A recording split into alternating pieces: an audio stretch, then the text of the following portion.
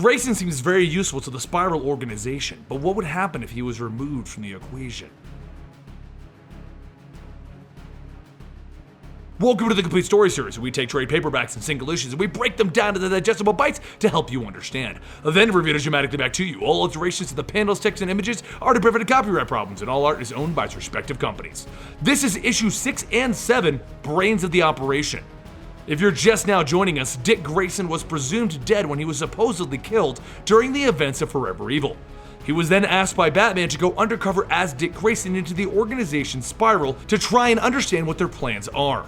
The organization of Spiral has been sending in Grayson as Agent 37 with his team to get various metahuman enhanced organs, and this time they are after a brain. Our tale begins with Grayson and Helena making their way across the coastline of the Yellow Sea, moving towards the base of a group called AWOL.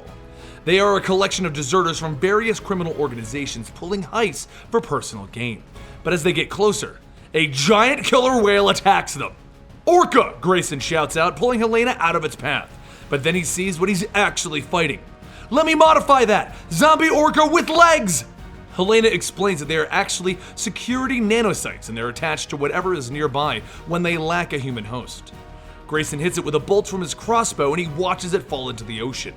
"Return to the ocean and swim free, Willie!" The two of them come over the ridge and in the base of the group AWOL, where they see everyone as dead. Grayson walks through shutting the eyes of the dead soldiers, in shock at what's happened to them, and he asks what this brain does that could cause this to happen. Helena tells him that they don't know what the brain does, just whispers and rumors about its abilities. But off in the distance, Midnighter is watching them, and while he can't see their faces because of their Spiral Hypnos devices, he does know Grayson's ass anywhere. Helena takes one of the few survivors as she begins to dig around in his head using her Hypnos to search his mind for answers. That's when Grayson gets too close to the technology allowing Midnighter to stay hidden, and Midnighter reaches out, grabbing him. "Hey, you dick!" What Midnighter did was pull Grayson through a door to the God Garden, Midnighter's base of operations. He explains that this is where everything man-made gets hidden, and then he lunges at Grayson. "You got in my way in Russia, and again in the Empty Quarter, and I'm the kind of guy that holds grudges. I'm on a mission and I don't have time for you, you goth club bouncer," Grayson replies as he jumps into the air and throws a baton at Midnighter. Midnighter catches it and replies, "That's funny, I was on a mission too, to keep superhuman organs out of the hands of a spy organization called Spiral."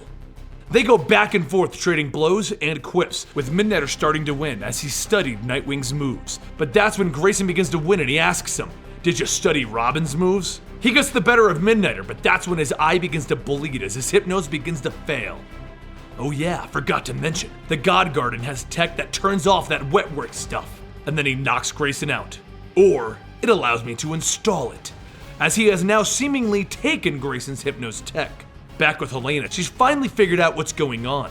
The Fist of Cain has taken the Paragon brain. They plan to fill it with hate and anger until it's ready to explode and then launch a psychic attack on the nearby peace rally.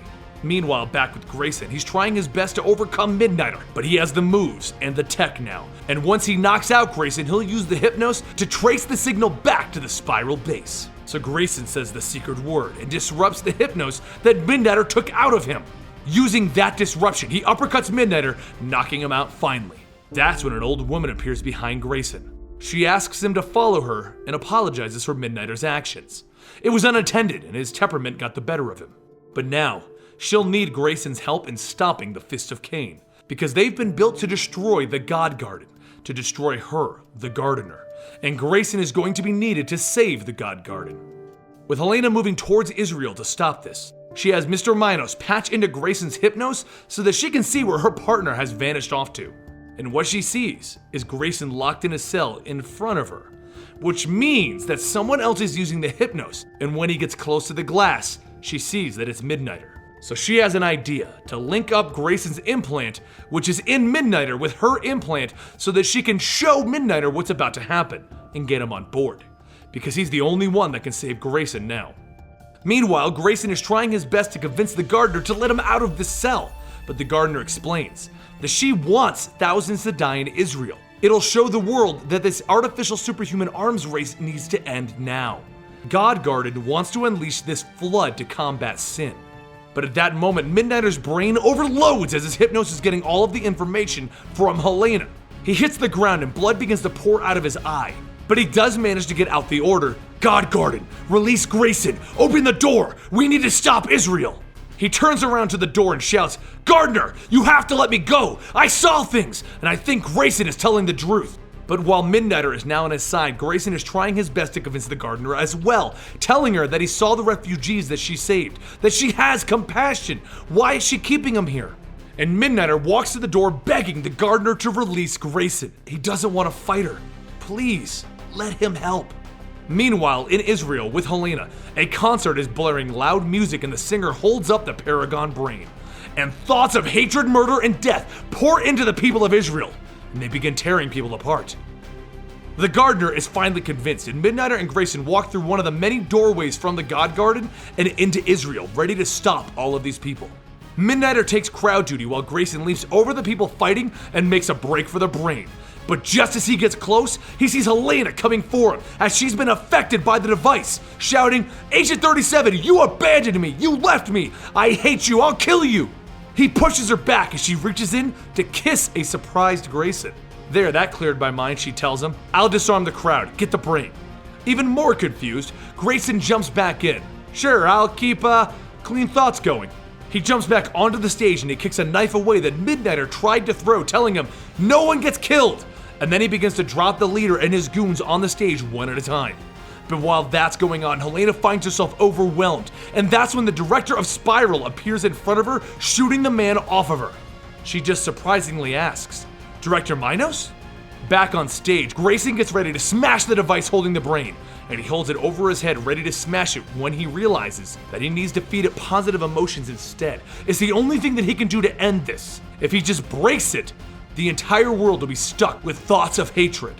So he thinks about everything that he has, his family, his safety net, and he changed the Paragon's mind.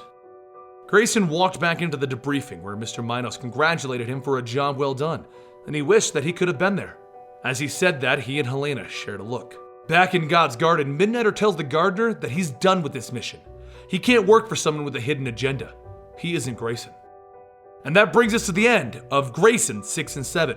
This story arc is coming to its dramatic finale, and I can't wait to bring it to you guys. I hope you've been enjoying our ride with Grayson, and don't forget to check out the entire Grayson playlist if you haven't seen any of them. I'm Benny the Comicstorian, and I'll see you next time right here.